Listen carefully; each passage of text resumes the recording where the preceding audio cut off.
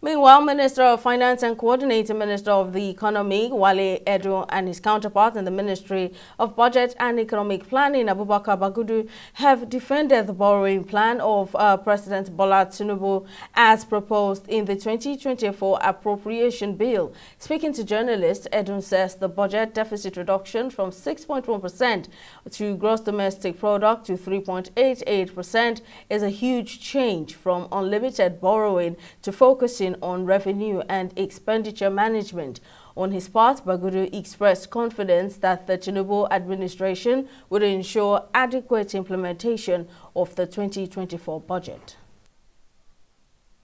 But the direction of travel is that in order to stabilize the Nigerian economy for rapid inclusive growth, there is going to be less reliance on borrowing.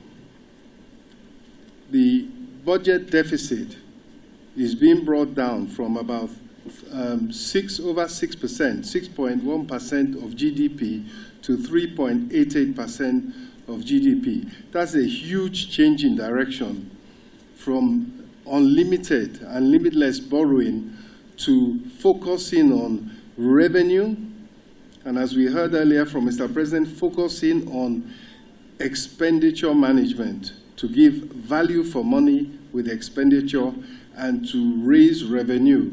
And we heard that the key target is to increase tax to GDP, the proportion of tax to GDP from roughly under 10% now to 18% by the time of, in a couple of years' time. And that target is a hugely ambitious one, but which clearly we need to meet in order to reduce, as I said, the reliance on borrowing.